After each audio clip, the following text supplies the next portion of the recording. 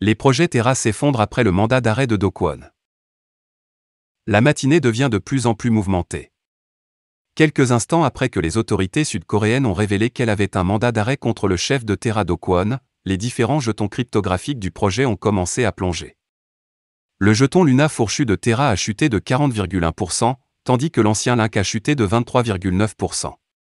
Le stablecoin USTCD indexé du projet a chuté de 24,5%. Une telle réaction du marché est attendue, compte tenu du poids de l'actualité.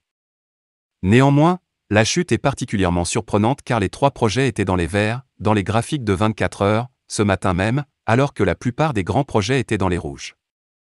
La plupart des grands projets ont plongé aujourd'hui, en réaction aux chiffres de l'IPC qui ont été publiés hier. Le récent rallye de Link est attribué à la proposition de taxe de 1,2% sur les brûlures. La proposition a été approuvée par le cercle Terra et elle mettrait en œuvre des brûlures lors des activités en chaîne. Link a commencé à voir des gains à 3 chiffres juste après. Mandat d'arrêt du chef de Terra.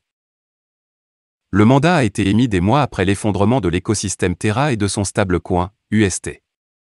La chute a eu un impact significatif sur les marchés des crypto-monnaies. Plusieurs entreprises ont fait faillite à la suite de l'effondrement, y compris la célèbre société de couverture de crypto-monnaies Tri Arrow Capital. Kwon avait insisté sur le fait qu'il coopérait avec les autorités lors de son premier entretien avec le public le mois dernier.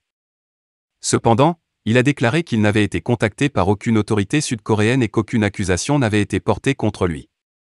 Eh bien, cela semble avoir changé cette fois-ci. De nombreuses personnalités éminentes de la cryptographie se sont rendues sur Twitter et ont exprimé leurs réflexions sur la situation.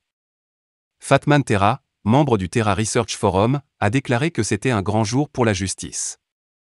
Au moment de mettre sous presse, Luna se négociait à 2,76 $. Link, en revanche, se négociait à 0,00027 912 $, tandis que l'USTC se négociait à 0,03 491 232 $. Cette baleine parie à nouveau contre Luna de Do Kwon. Une baleine de crypto-monnaie nommée Gigantic Rebirth avait précédemment placé un pari de 10 millions de dollars sur Do Kwon en prédisant que Luna échouerait. La baleine avait prédit l'effondrement de Luna après que le fondateur de Terraform Lab eut tweeté avec arrogance « De ma main $D à Imura ». D est un stablecoin sur la blockchain Ethereum qui maintient sa valeur proche de 1 par rapport au dollar américain. Do Kwon considérait principalement le stablecoin DAI comme une compétition avec son stablecoin Terra UST avant d'envoyer le tweet agressif. En mars 2022, la baleine avait placé un pari de 10 millions de dollars sur Do Kwon et court-circuité Luna. Il avait également prédit que Luna échouerait et tomberait sous les 90 $ et continuerait à baisser. 2 mois après la prédiction, Luna est allé directement à 0 $, s'effondrant à 100% en 3 jours en mai. La baleine place un nouveau pari contre Luna. La tristement célèbre baleine Gigantic Rebirth a prédit que Luna, maintenant Link échouera également malgré les discussions sur la « brûlure » de 1,2% de l'approvisionnement en circulation. La baleine a publié une capture d'écran qui montre qu'il a court-circuité Link avec près de 22 milliards de jetons. Le prix du short vaut actuellement près de 10 millions de dollars. Gigantic Rebirth a commenté sous un tweet qui mettait en évidence les brûlures Link et prédisait que la crypto régénérée atteindrait 0 $. Il a tweeté avec la courte capture d'écran « Par ma main, Luna va mourir encore ». Luna et Link ont tous deux pompé dans les indices la semaine dernière après avoir respectivement augmenté de 300% et 150% en 30 jours.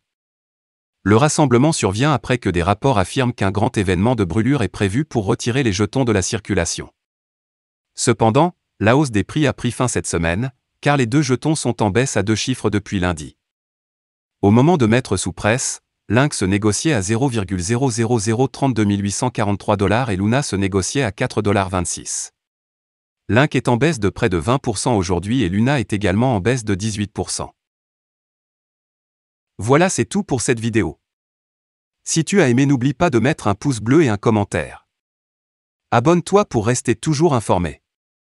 Et je vous dis à bientôt pour la prochaine vidéo crypto.